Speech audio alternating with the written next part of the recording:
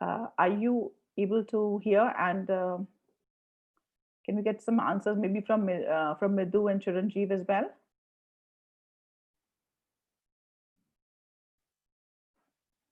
Yeah. In the meantime, I'll just start sharing the screen.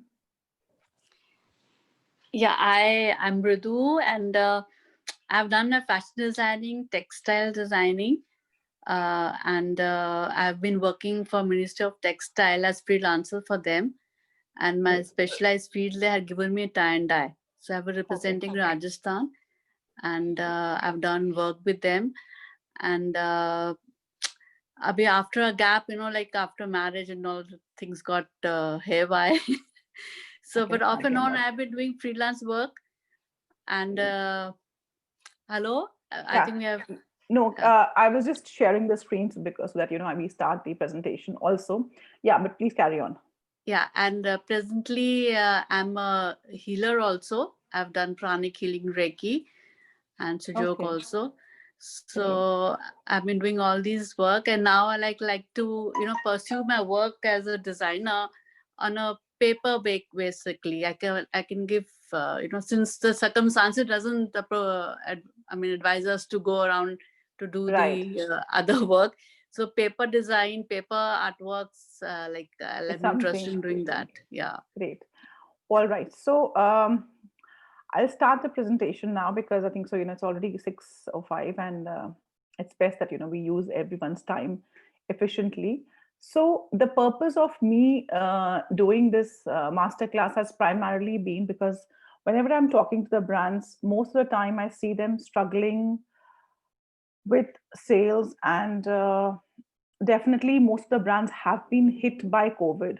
But what is it that has actually impacting me beyond COVID is something which I want to really talk about, and also share something as what are some of the most successful brands doing, because until unless we are able to understand what the successful brands are doing and what sets them apart completely, we won't really be able to deliver what we want or the kind of responses or the results we want from our business. And this has been a common challenge which I have actually seen while I talk to most of the brands invariably all over India, I would say. So I'm sure everyone can see the screen. Just 1 second. Let me just check.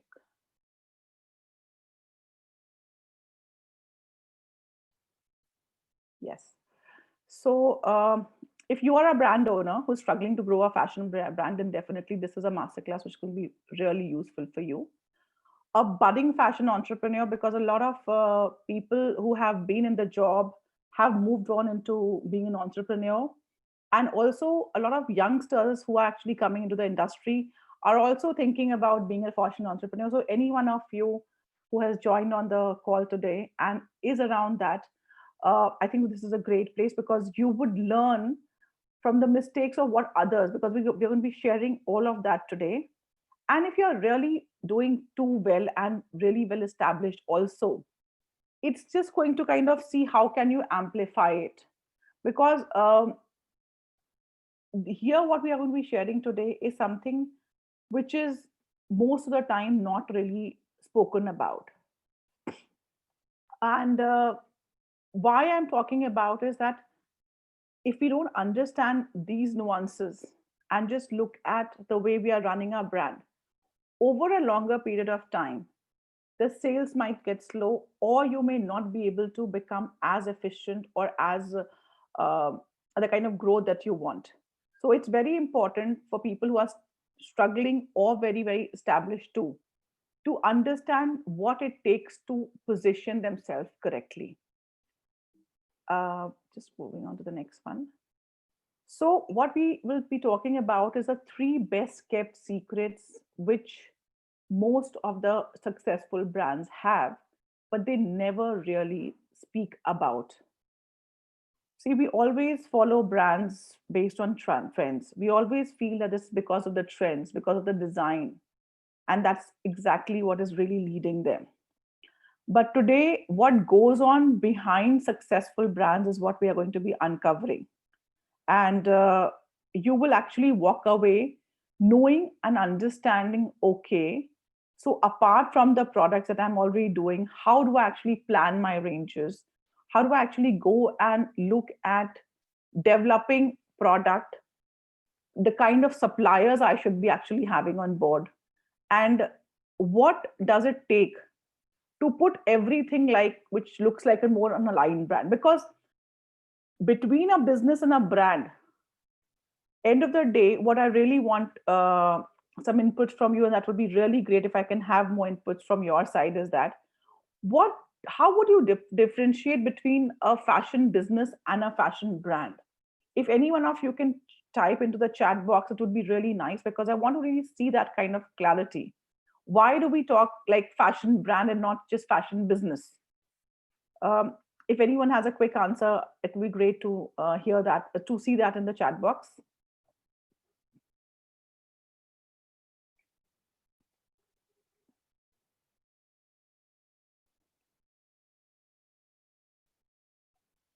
Am I getting any answers? Not yet. Okay, let me. Okay, just let me. Shouldn't you be a freelancing fashion business, a small designer label? Okay, so it's a Aditi, it's a good thing that you are saying that it's a small designer label. Fashion fans is more. It's a more larger scale.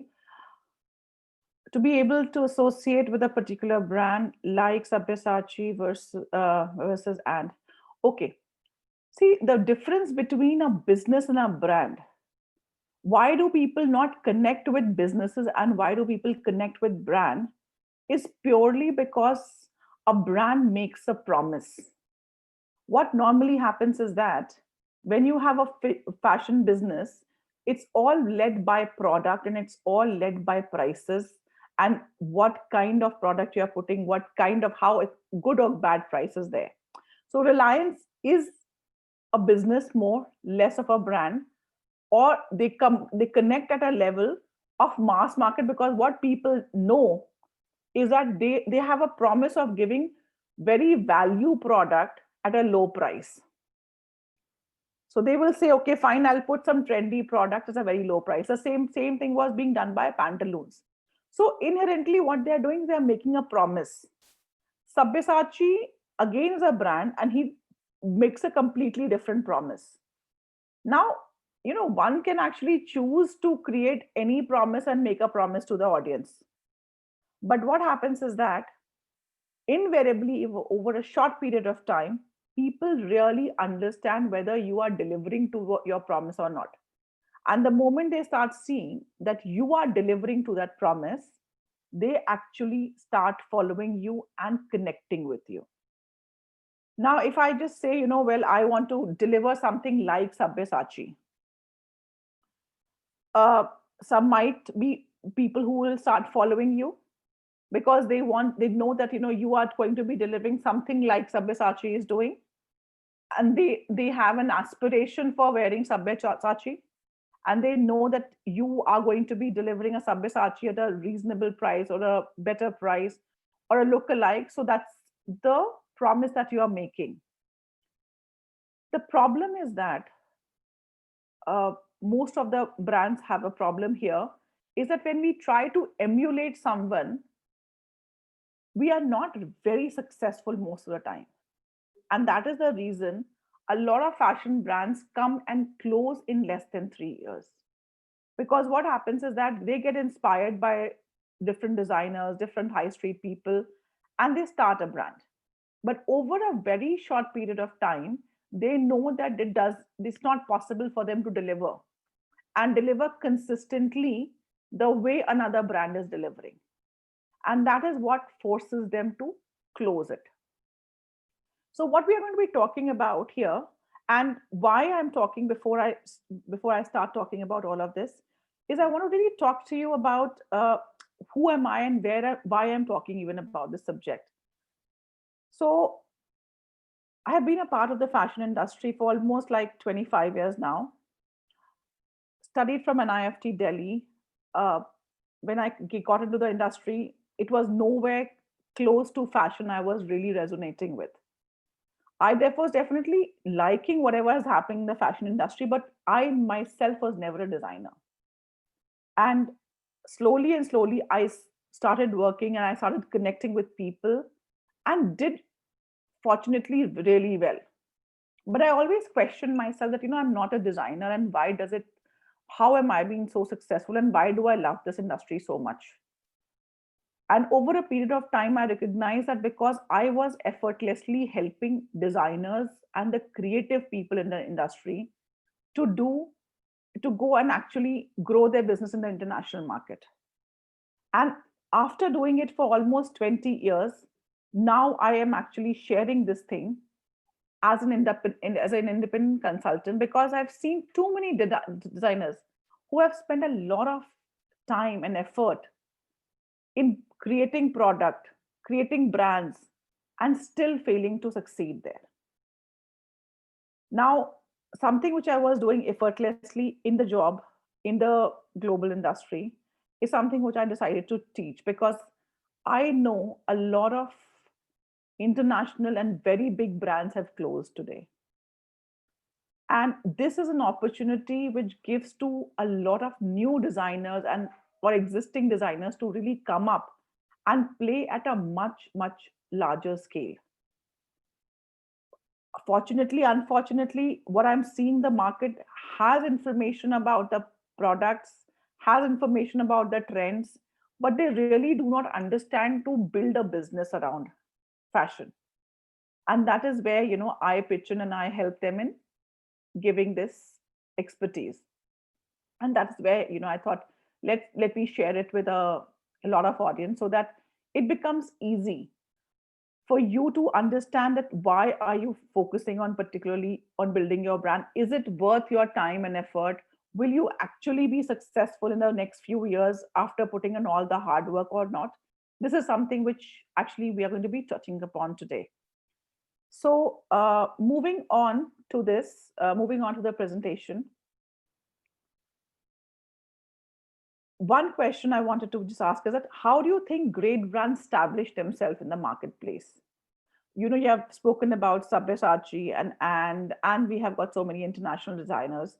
But tell me, what is that one thing which kind of establishes them in the market? Any answers in the chat box?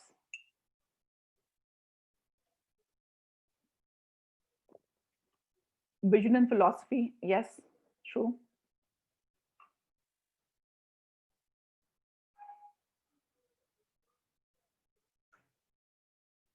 Any other answers which are coming?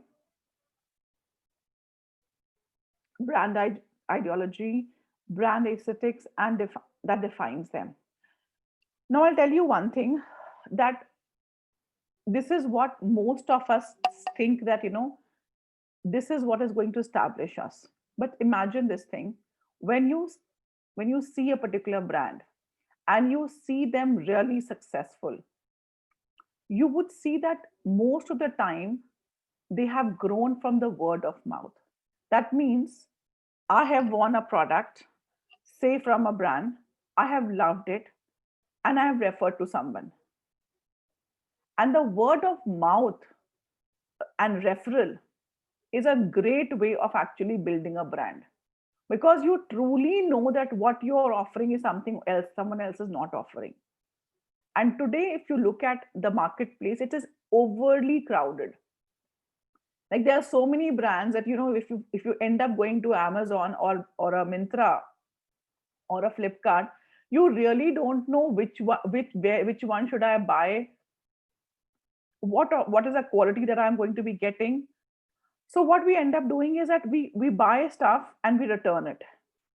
And look at the way how brands are actually suffering with the amount of uh, marketing charges that they have to pay, and also handling charges, because end of the day, all of these play work marketplaces, they're doing nothing. They're just putting the product on the in front of the target customer or not so target customer, by saying, okay, fine, if you need this at this price, this is the thing, and you have the flexibility of returning. Now, all of this going back and forth, why do you think brands which are established don't have to face all of this? Why do you think brands which are really, really good they are, it's easy to sell them online. It's simply because the customer knows the brand, what they're buying. They really know if it's going to be a great fit for them. They know the quality that's going to be delivered to them. Now, that is something which is not being communicated enough when we are actually building a brand.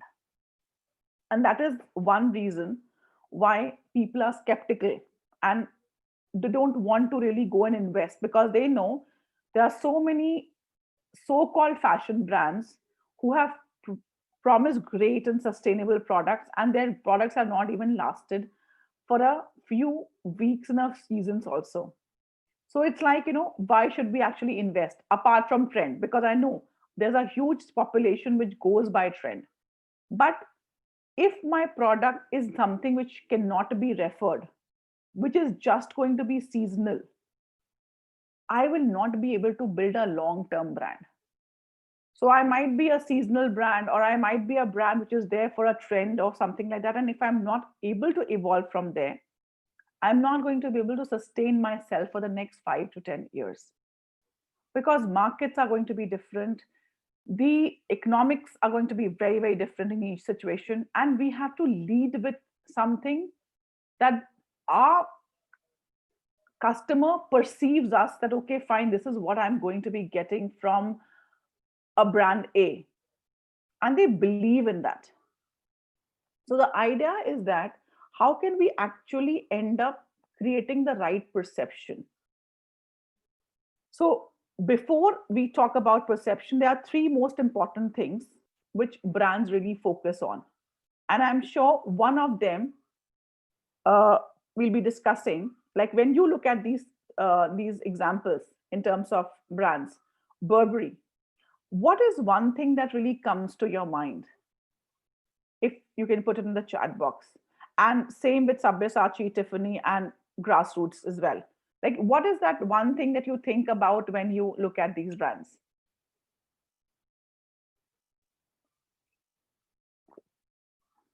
Brand aesthetics, yeah, exactly. But is there anything that in terms of product or in terms of Sabyasachi bridal, exactly. So bridal wear is something which really comes to mind. Anything else that comes for Tiffany or Grassroots or Burberry? Trench coats, exactly, absolutely. Chinji. Perfumes, yeah. And anything for Tiffany?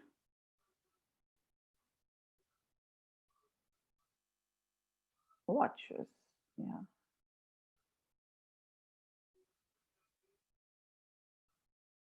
Great.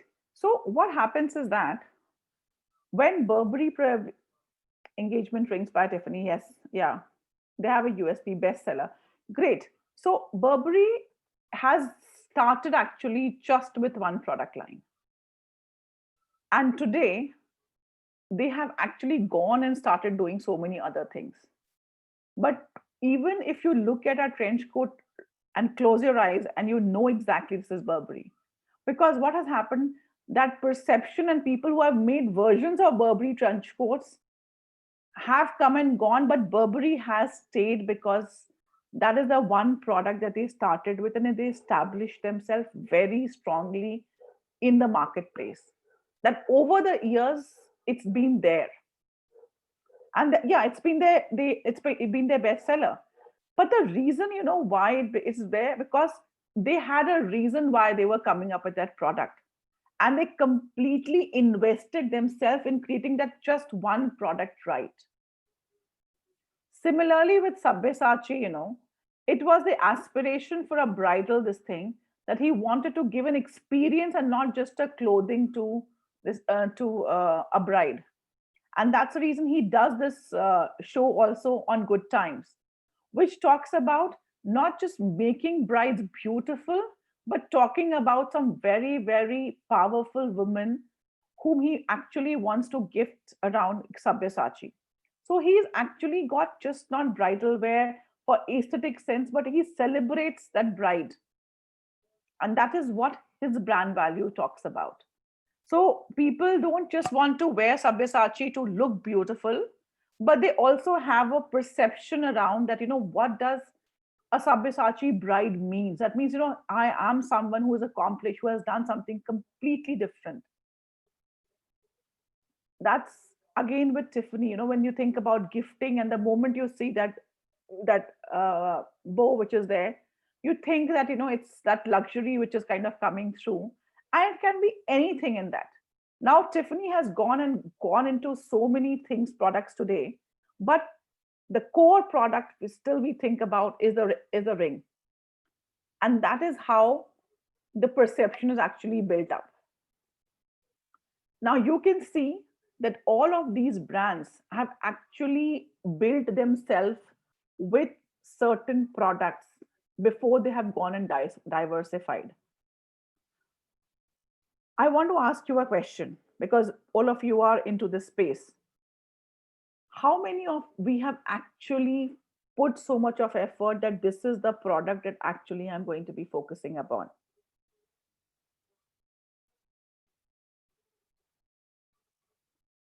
Because most of the people I have spoken to and met the brands, I feel that they have got too many products to deal with, which is actually not helping them focus and diluting the ranges that they are making. It's like too many options for the customer to choose from. And that naturally happens because they have a USP bestseller, but we all have certain best-selling classics that stays through. Exactly, Aditi, you are absolutely right. We all have certain best-selling classics. Now, why I'm even touching this topic and I want to really talk about is that if you look at the entire global consumption, we are talking it's going to go down by almost 50%. It's already gone down. And when we talk about last 2.5 decades of clothing, the clothing consumption went up by almost 8 times. So even if it comes down by 50%, we will be still 3 times more. We will be producing still 3 times more than what we were producing 2.5 decades back. And trust me, the fashion industry was a much, much better industry 2.5 decades back, because they had better quality product, better price product, and much more margins in the business. Today, you can be producing millions, and you might still be just rolling through the revenue that's coming into your business constantly. So, what you really have to understand is that if we are talking about halving our production, halving our product categories, that means we have to also start thinking about what is it that we would be focusing upon and letting go of the others. Moving on to the next one is that what makes these brands memorable is something which we just discussed, because the whole impact of the product has been so great that it has kind of created a mark in our minds. And that's one reason why over decades these brands have actually not only survived but thrived. Like, ask a person who wants to go and buy a Burberry today, they will still go and buy a Burberry, they will still go and invest into a Burberry, irrespective of how bad the market situation might be today. And if Burberry goes with overproduction, they know that they will only be filling the landfills and not really selling the product. So they know exactly their fine line of quantity that they have to produce, though they have so much of R&D that they can do, and so many more quantities they can produce just by underplaying on the price, which most of the non-successful brands end up doing. Is this all making sense so far, whatever we have been talking right now? Because what I want to talk about is the mindset and the science behind building a brand. Thank you, Chiranjeev. Thanks a lot. Moving on, the secret number one is the product, which we just discussed right now. It's extremely important that we focus that, what do we want to be known for? What is it something that people should immediately come recall value should be there when they are thinking about shoulder labs for you, Aditi? What does it? Because it does create, it does give an emotion, it does give a kind of confidence to your brand. So what is that one product or two products that actually does that particular job completely? Because that is something which is your invitation. This is something which you kind of lead with.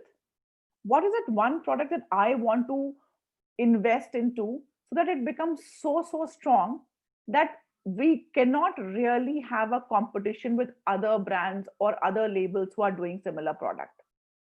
Now this takes a lot of thought and a lot of uh, I would say understanding before actually we deliver it, because this means you say no to a lot of things which you don't resonate with, or which might be doing a similar job, but you want to say, okay, no, I want to leave that and still just stick with this. And that is what kind of gets you the right silhouette, right fabric. Because it's just like, innovating a product and creating something which is so powerful, which none of your other brands are actually offering. So that when we talk about shoulder lab, at least there are one or two product categories which just comes into my mind and I can associate with you. Because if we lose the recall value and if we are not able to create that in a customer's mind, we know that we will create amazing ranges, great product, but we will still not be able to build a brand that passes a time test. Like for Nike, think about it, they have got trainers, and trainers and just do it really kind of goes hand in hand, because they are the hero brands and they want that, they are the people who are actually changing the world. That is their mission. So by just talking about just do it and a pair of trainers, they say, okay, fine, if you are fit, you have a better world. And that's a way of improving the world too. Similarly, you have to identify here as what is that particular brand, what does Tiffany does with that engagement. It just makes you give that feel that, oh my god, this is, I am as precious, because Tiffany is referred with a lot of luxury, precious, uh, this whole emotions are attached around that. And that is what a person feels when they're actually looking at that product. So if you have invested so much into your product creation on your thought process, then of course, you are going to be standing out completely from the a crowded marketplace. The second secret which I want to talk about is the price. See, most of the people think at this point of time, and I get a lot of questions, is that will expensive brands sell today? Will designer products really do well? Or we are just going to be creating essentials and work from home and just selling out that and only? Well, like, let me tell this thing, that price is just a perception. It's right for your target audience and it's wrong for your not the right target audience. If I am a target audience for Reliance and you put me something which is of Zara, it might be great product at the great price. I may still not want to have it because that's not the right price for me. And again, if I'm not targeting my market carefully, any price, how much discount you would give, they would not be able to see the value in it. Because price is actually the value which the customer thinks that they are going to be paying in return. What is that emotional value? What is that perception value that they're going to be getting? Not just the product. Because we say this is a silk or this is an embroidered scarf or a 100% woven this thing, a sustainable fabric. Great. But this is still a product that we are talking about. We're just talking about the features. And we don't want to really pay for whatever you have done to, or I'm talking about the customer doesn't want to pay for whatever you have done to bring that product on the table for me.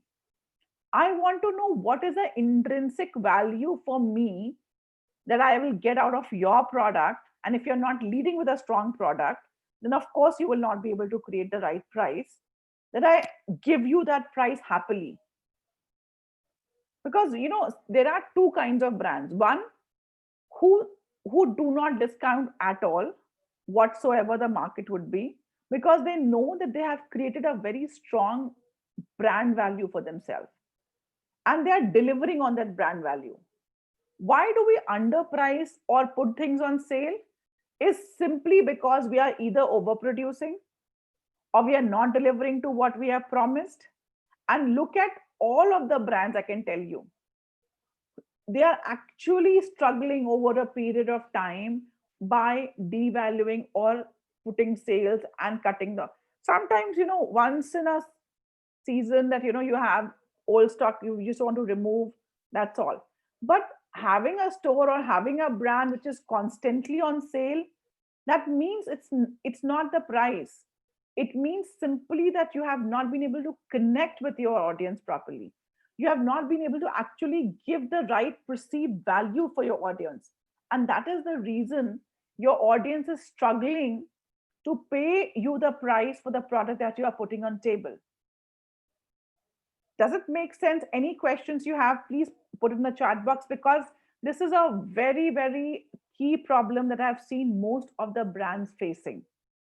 And I definitely want to answer any questions which are around here, because till product, most of the designers work very, very hard because they put their heart and soul into creating the product. But when they come to price, they feel that because there's a market situation, because the people don't have money, let's devalue the product. Yes, most of the time it happens. I have also faced this. Okay, yes, Chiranjeev, because this is one problem that most of the brands face. To sell out the product, they lower the prices, and then they are surprised that still the product is still sitting in their shelves and they are having inventory issues. And this simply happens, that means you haven't planned the range properly. You really do not know exactly what your target customer is asking from you, and you really do not know what is right from their perspective and not from your perspective. See, one most important thing which I want to talk about here, and going back on the product, I'll just go back here, is that mostly designers create product from their creative aspirations and from what they want to offer to the audience, which is important, because if you're not creative person, you can't really do a justice to whatever you are going to be offering to the audience.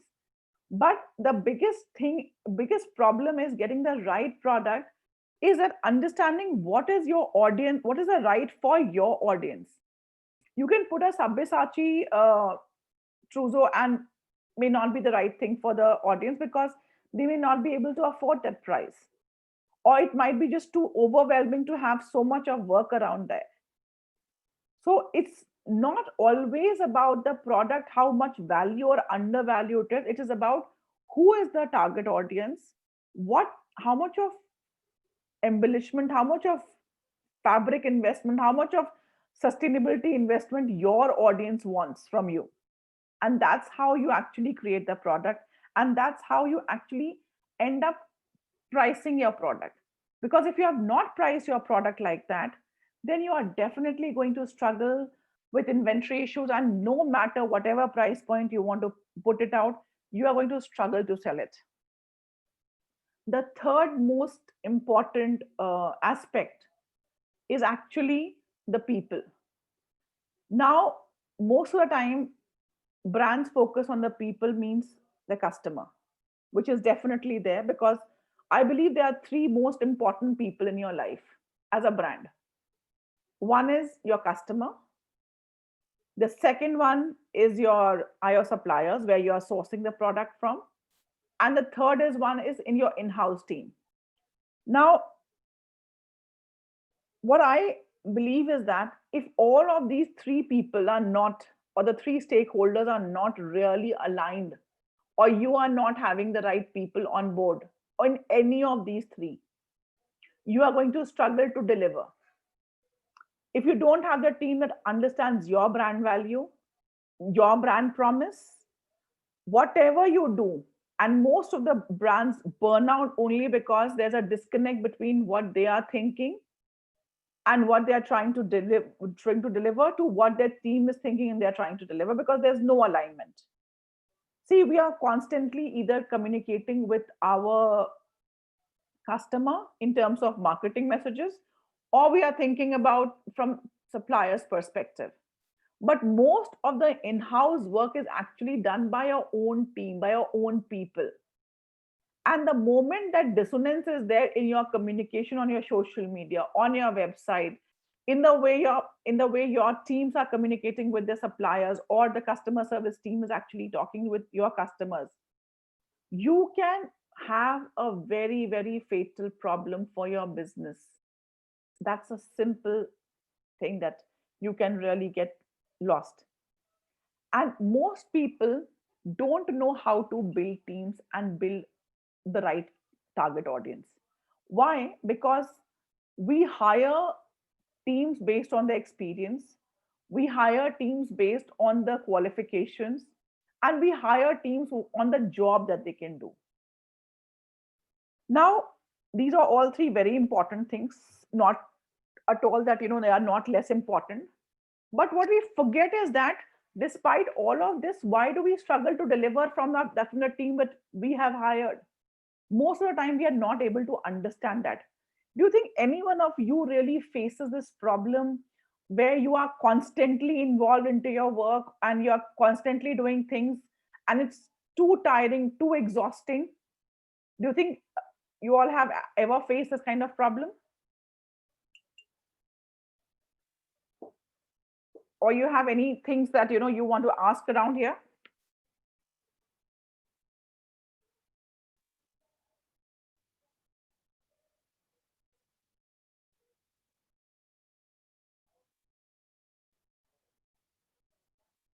Okay, yes. Yeah, yeah, Aditya. And simply that happens because probably the teams are not aligned to what we are trying to do.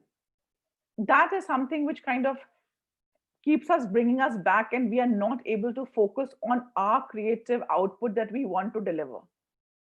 So if you have a strong team who understand the kind of people that you want to serve, and who understand the kind of people they should be sourcing their products from, then you again have a very, very aligned business model.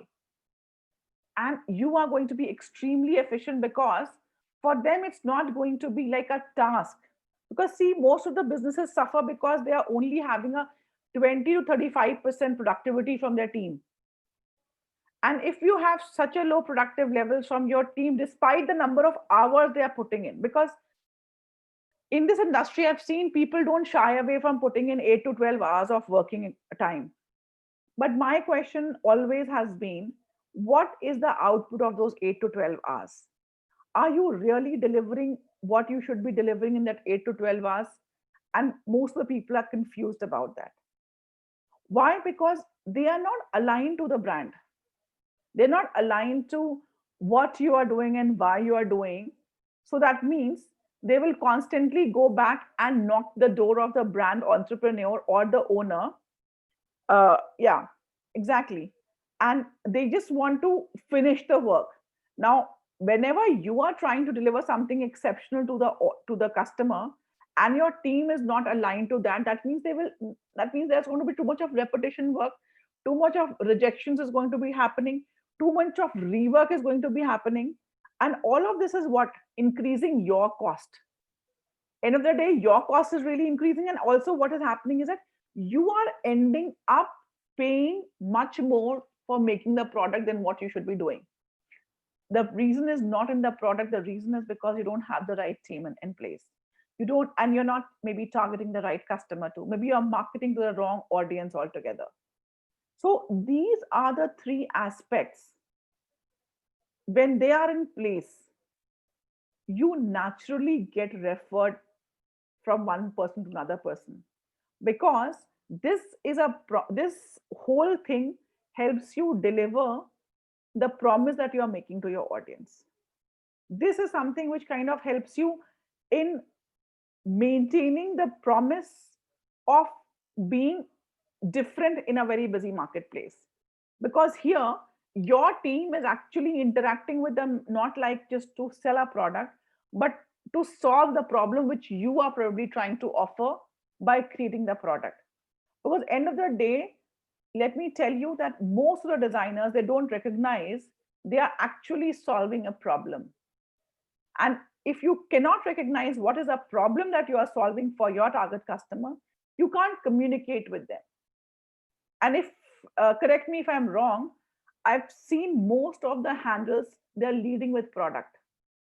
They are putting left, right, and center so much of products is being, and it's great product. I'm not against that.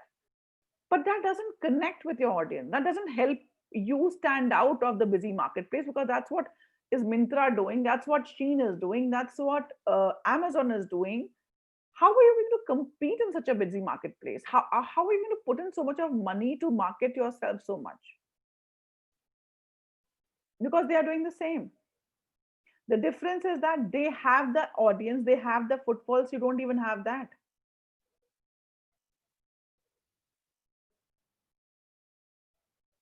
I really want that you all understand this thing, that leading by product and just working on products and prices is not something which is going to be helping you build a brand. Product is extremely essential, but leading by a few product categories is better than leading with a range of product categories that you are offering, because it is overwhelming the customer. Everyone is seeing so much of product that they don't even know what they're going to be buying and why they should be actually investing into another pair of jeans or another pair of top or another dress as well. So think about what solution does your product offer to the target customer. Because if you're offering a solution, I'm interested in the problem, interested in your product, because I know I have a problem and you are actually going to give me a solution here. Make some sense here?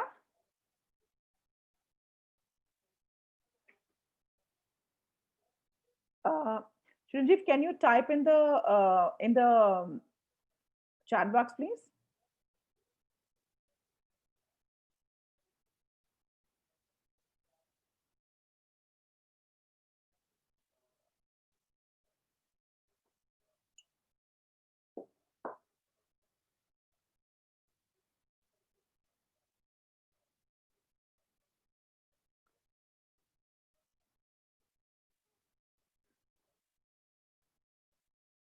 Chiranjeev, are you typing in right now, or should I move on?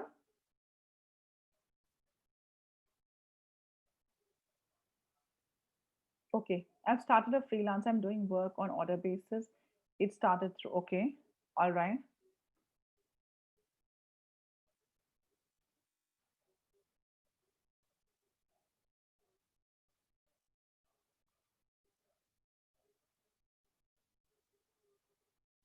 Okay. Any problems or challenges that you're facing?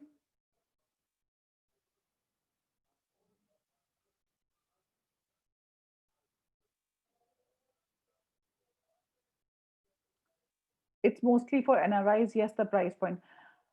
Again, this is the problem. Chiranjeev, that most people have. You have looked as NRIs, but we want to create, because most of the NRIs look at cheap products. Okay, but customized. Uh, yes. The thing is that most of the NRIs look for cheap product, but I also know a lot of NRIs who pay for handwork product as well. Now, the thing is that if I am not able to communicate the brand value, what is happening is that if I'm just leading my product and this is what I'm offering you, silk made, this and that, all of that, I am just offering it like a product, because I'm not talking like a solution. Like, what did I tell you? If your product is being led with like a solution, yes, they do. I have even done such product for one. Okay. So the idea I would say is that if your product is leading with a solutions in mind, then what will happen is that your target customer will be able to understand why should I actually end up paying for the product that you are offering. And if you have not communicated that, or they have not understood it, there are two ways. One is that I'm communicating, people are not understanding, which is also a problem, and we need to look into that. And the second is that maybe I've just led by product only, I've not really given the intrinsic value of why I'm creating this for you, apart from the aesthetic value only. See, one, we know that it's a beautiful product and I want it, right? But how does that beautiful product actually help me improve my self-worth, my confidence, my style, my statement? Until I talk about that, and why I'm the right customer, if you can't communicate that, if you can't say that, if you can't really define your customer, who it is, what values do they carry, then you cannot really go and communicate with them.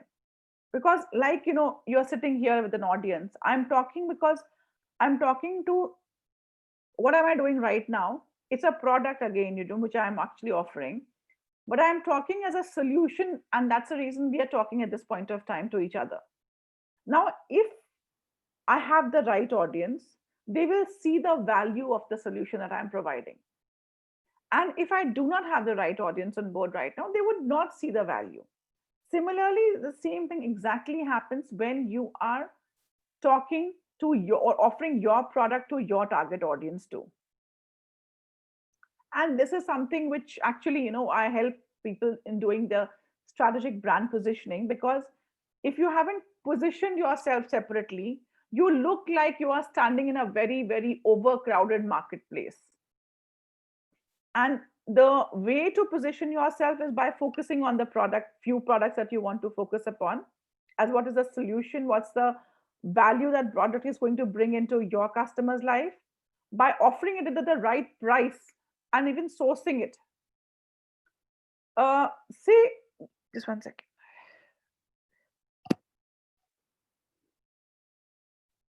Sorry. Say, for example, if you haven't been able to price it correctly, either if it's overpriced or underpriced. If it is underpriced, the right customer will think that there's something wrong about it. That's the reason it's underpriced, and they will still not buy the product from you. And end of the day, if you don't have the right people, you don't have the right customer, you don't are not targeting with, or with the right kind of suppliers whom you should be taking the product from, because end of the day, your supply chain is completely getting disrupted. And if your supply chain is not strong, that means your deliveries are going to have a problem here. So all of this is something that, as brand owners, we have to really work upon, and we are all working, but sometimes not giving that much of importance as much it's required to give for all of these areas. So just moving on. See, now the next slide which I want to talk about is that why do most brands fail to position? Because sometimes, most of the brands know that, they need to talk to the target customer, they still don't do that. And there are a few reasons. One is that they focus too much on product and creating a lot of products.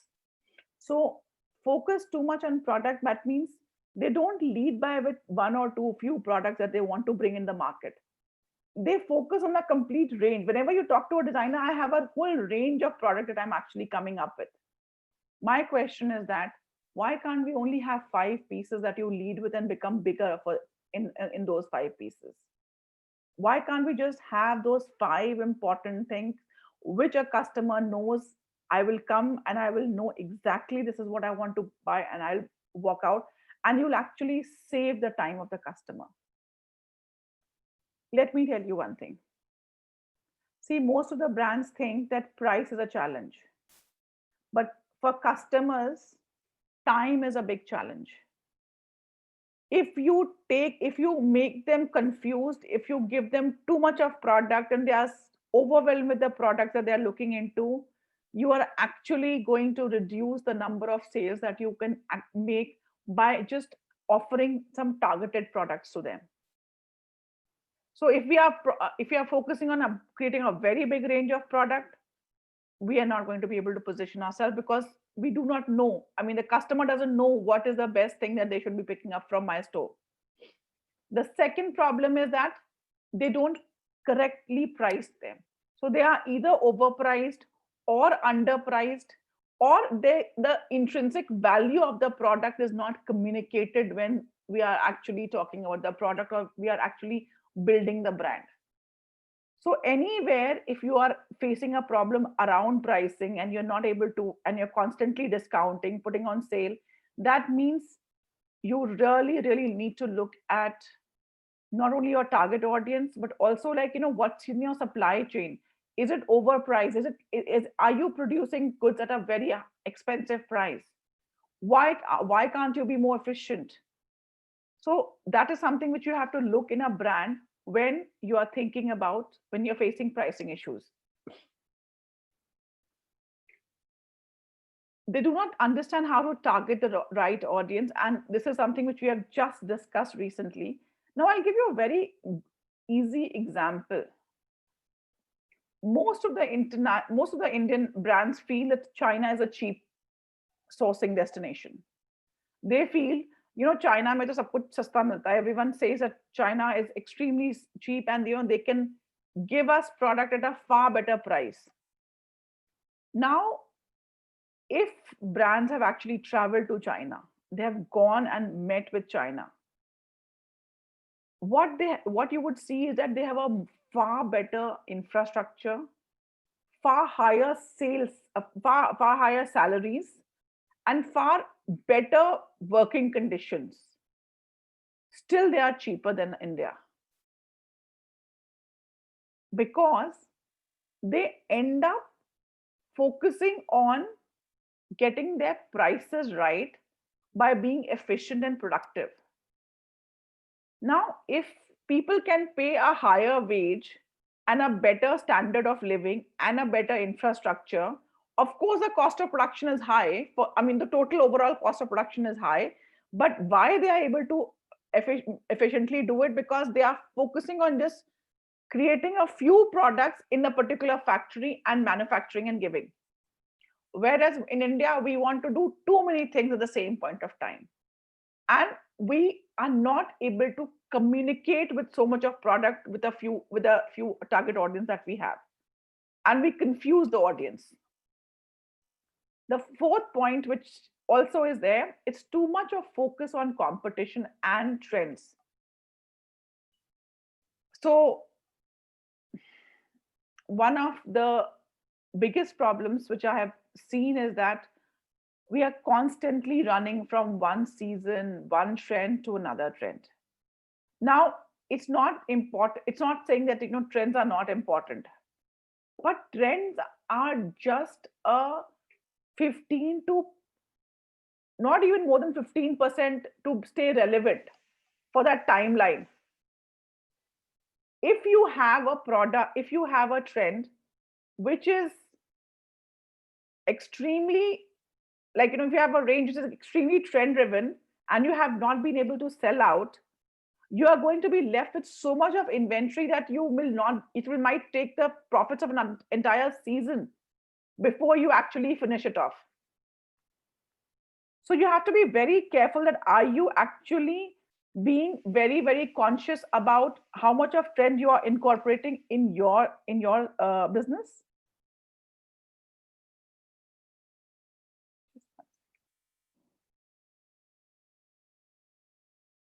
Just 1 second, please. Yeah.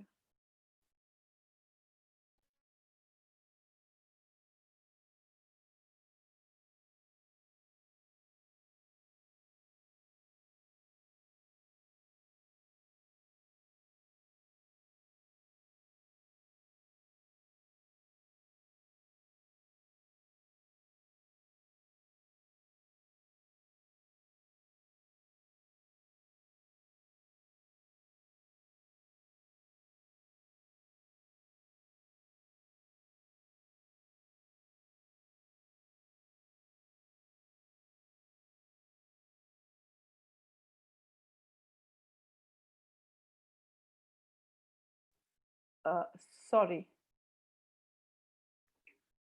So too much of focus is there on competition and trends, which kind of really eliminates the focus on what is your product doing.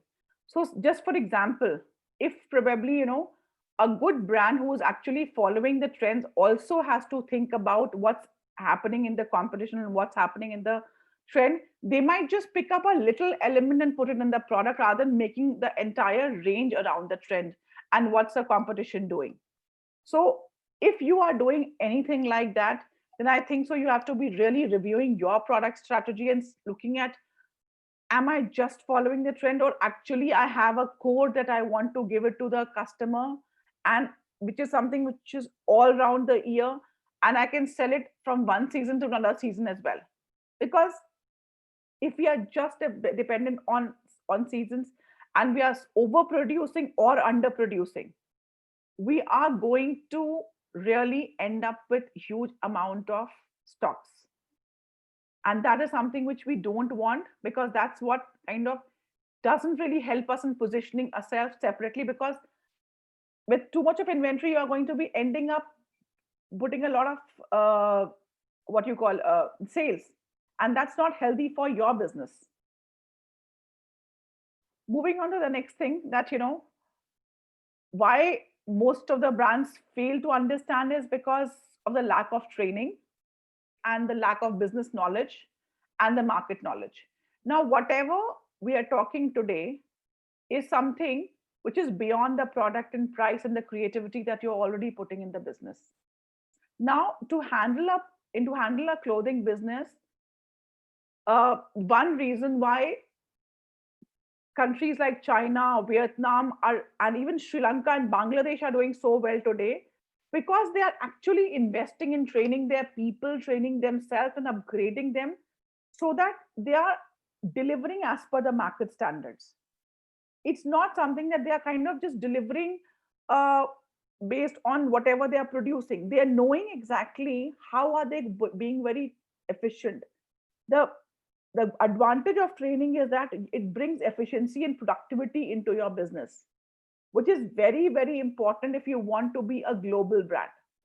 And you have to understand that today we have a global audience. We are sitting amidst a global audience. If you are online, then you can have buyers from anywhere in the world. And if you don't learn to deliver from the global perspective, then sooner or later you are going to go away.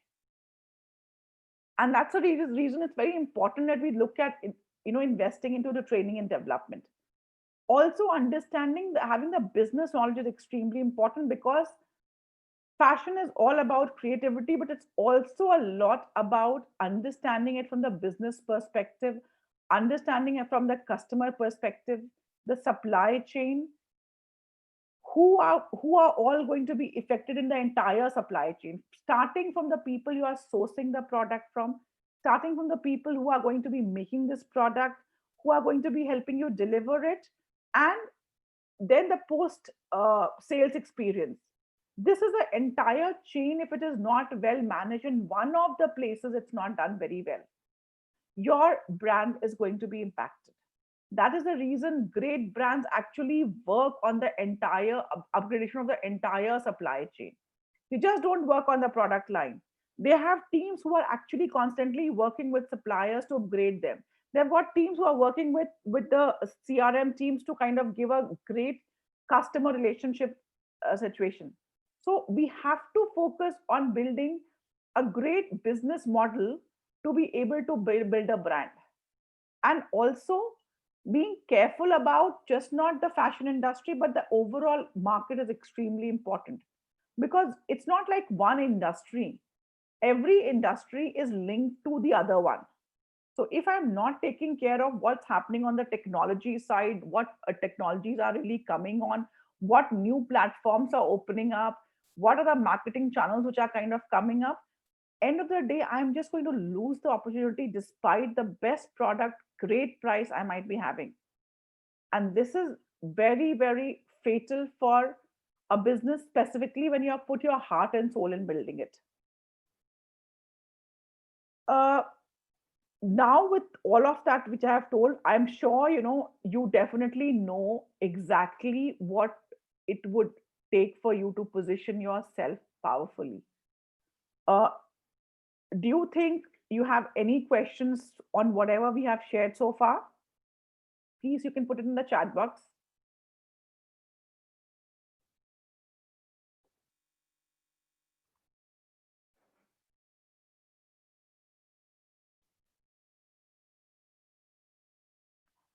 We have just discussed why it's important to position yourself now. The primary reason why we want you to ensure that you are starting to position yourself right now is that, because like we said, we are in a global market at this point of time. You are just not competing with the brand next door or the brand next in the next town or the country. You are actually competing today with brands all over the world. And if you do not know how to deliver the world class quality and this thing, there is some other brand. Thank you, thanks a lot for this.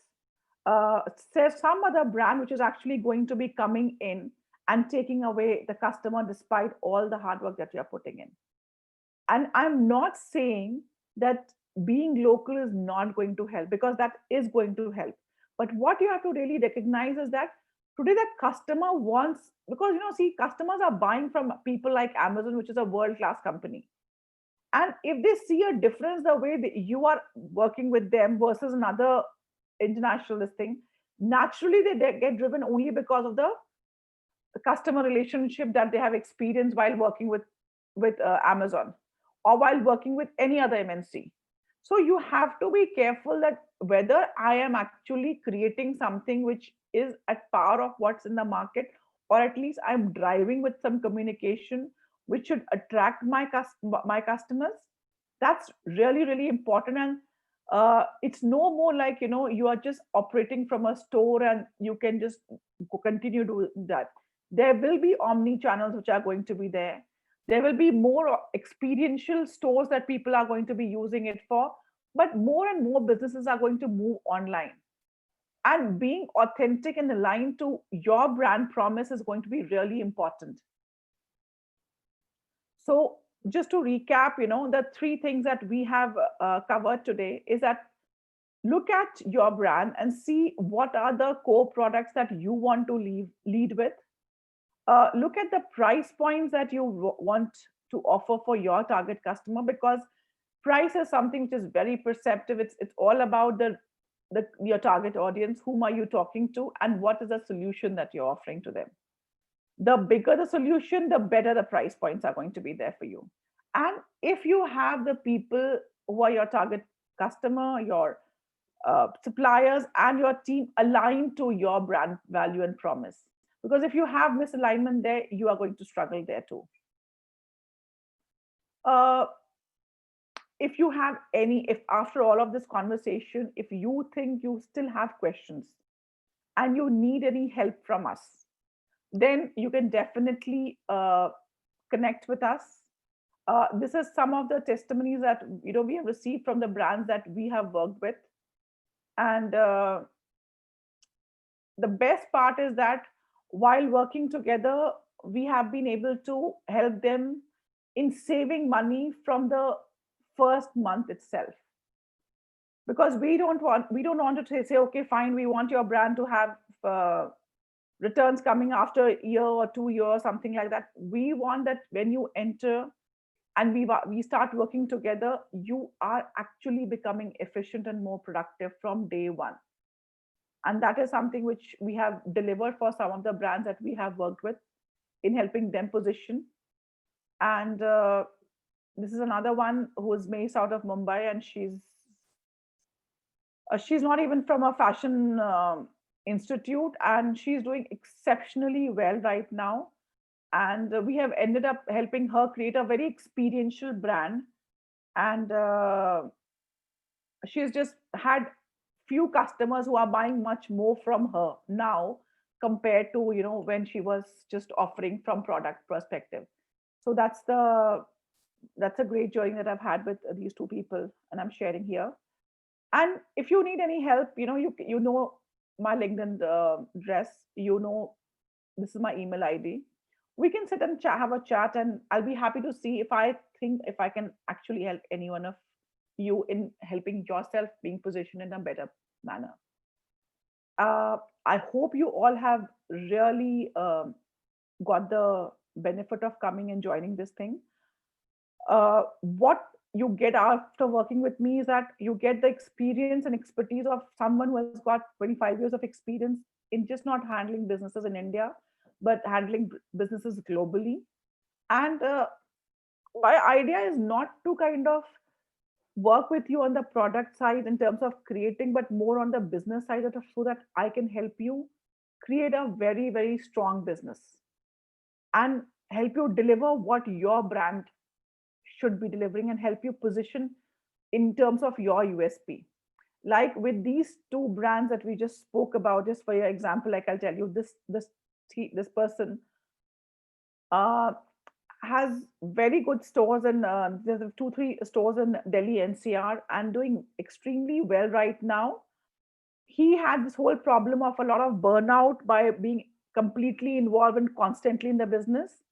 And the moment we started working together in the first month, he recognized that why people are dependent on him, and we started working. And I'm happy to say that at least now, right now, he is much more sorted. He's still in the process because we are still working together, but he is far more stronger in terms of having a much better team who is able to take care and make decisions because now they are aligned to his brand values and what he wants to create, and is not completely dependent on him.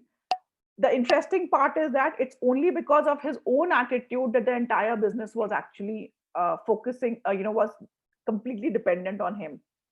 So sometimes we don't really recognize why we are so much tired and exhausted, because we have never looked into that aspect that have we created ourselves to be like this in the business.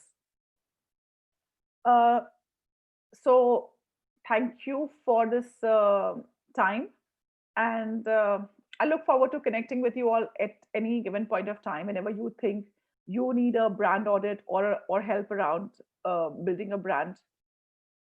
Any questions? I'm be open for another 5 to 7 minutes for any questions, and then we'll wrap it up.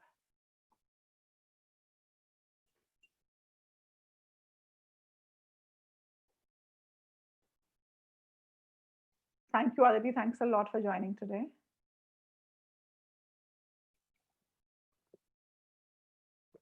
Thank you, Chiranjeev. Thanks a lot. Thank you, Supri. Okay, so I think so pretty much we have answered the questions. While I'm based in Gurgaon, but I have people working like just like you and me are talking right now. Work with people across India at the moment, not still gone global, but yeah, I'm serving people in India at the moment. What about you, Tripti? Where are you based? Mumbai. Okay, all right. So I'm having a few people out now. I've started working with in Mumbai, so I think so. Maybe we'll come down and we'll meet when things are a little bit better in Mumbai too. All right. Thank you. Thanks a lot for the time. Thank you, ma'am. Thanks a lot.